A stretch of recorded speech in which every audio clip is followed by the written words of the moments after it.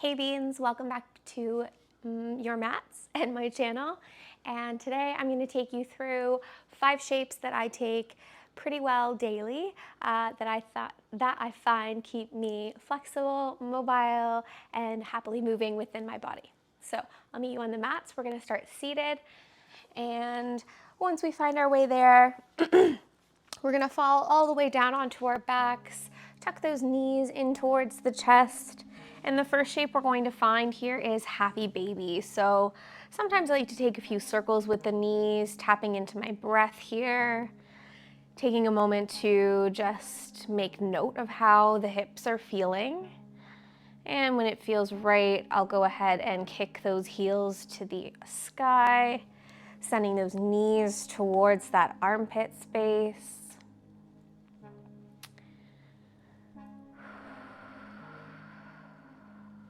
Really intentionally breathing here, imagining wherever I'm feeling the sensation most, maybe inner thighs, hips, maybe low back as it makes contact with the earth. I'm really intentionally trying to imagine I could send the breath or the energy of the breath to those spaces.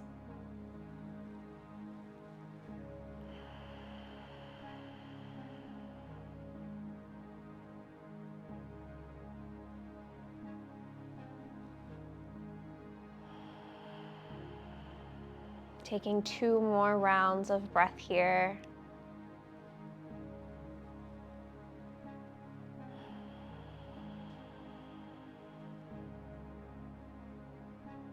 With your next inhale, hugging the right knee in, extending the left leg out. Just hugging that right knee in for a moment into the chest before we transition into the next shape.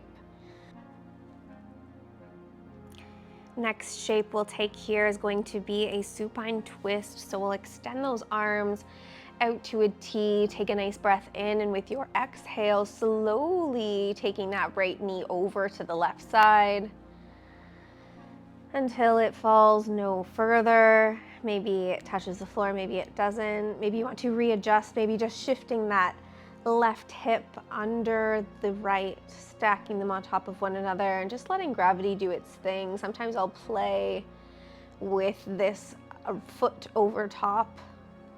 Extend it out, extend it in. Sometimes I'll grab hold of that right toe. Wherever I meet myself here, again, sending that breath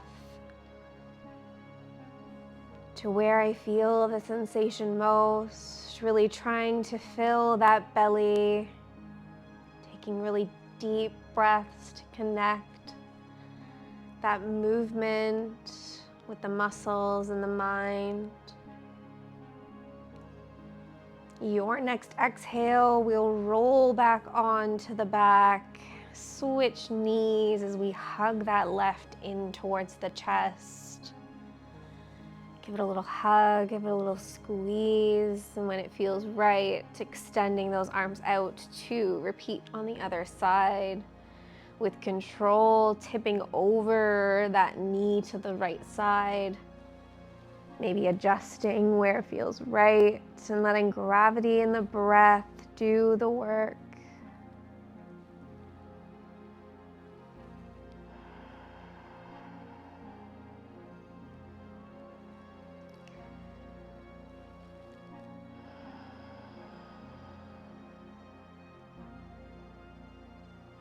Maybe playing with that leg on top, maybe seeing if we can send that left shoulder back.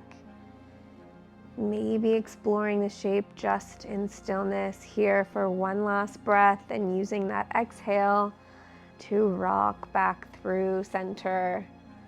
We'll hug both those knees into the chest just as we transition into our next shape.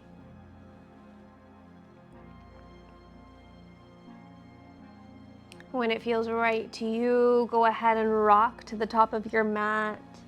But we're going to meet in a yogi squat.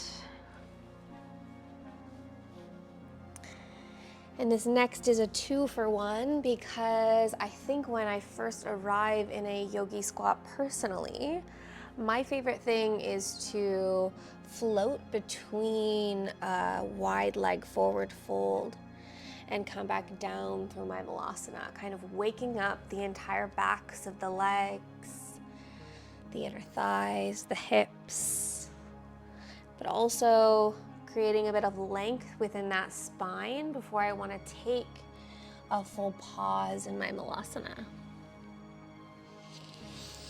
So really using that breath, really allowing the hands or the fingertips in front of you to help guide the movement in the beginning. Really just kind of creating some fluidity within the body, backs of the legs, the back of the body, the spine. And when it feels right to you, take a pause in whichever shape is calling to you, Malasana or forward fold.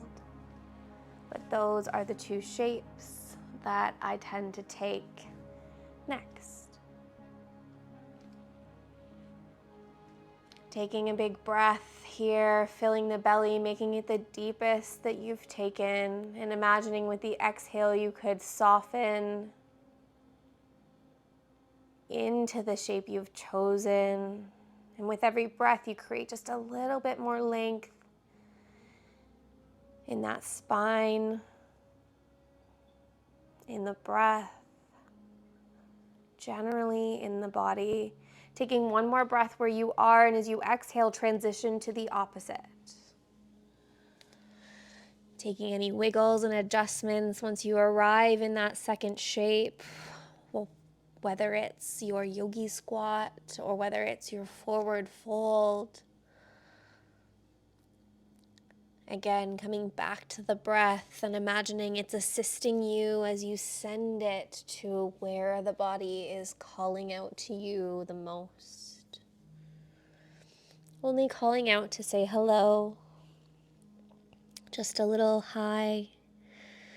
I haven't spoken to you in a while, and it feels nice to be brought into the awareness.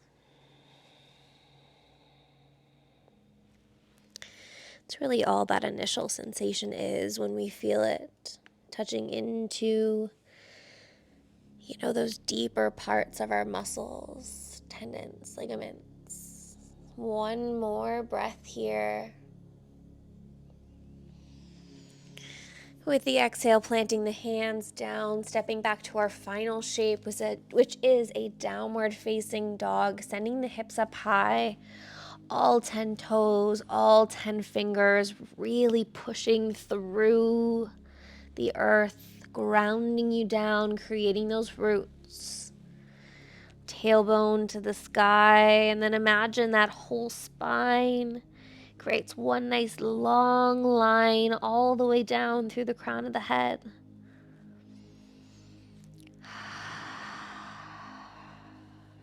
Keep a nice generous bend in those knees so we can really feel the benefit of the stretch in the back of the thighs, back of the hamstrings, not the thighs. Beautiful. Now that we've arrived here in this shape, this one I always love to explore. Maybe it's just to rock forward, bring the head through the shoulders, finding a plank-like position. I say like because I like to keep the bent knees. And then I flow right through my tabletop, shifting back through a child's pose and using my breath to travel me back forward, downward facing dog, and repeat. And a lot of times, this very small little flow will lead me into some spinal rolls as I roll the body forward with a little bit more of a wave. And then as I rock back, creating a little bit of an arch with that spine, sending that heart through the shoulders until I find that downward facing dog again.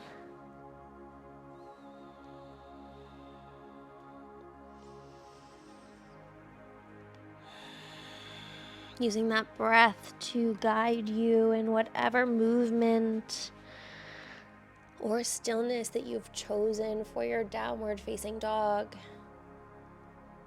And when it feels right, go ahead and drop those knees. Flip the toes so that those shoelaces are flat down. Send the hips back towards those heels. Let the head fall down. And meet me here in a child's pose as we sign off our practice today. I invite you to stay here for as long as you'd like, but I want to thank you so much for practicing with me, for taking some time to devote some love and some care to yourself, to your practice. And just know that I'm sending you a boatload of love today, and I hope to see you on the mat next time.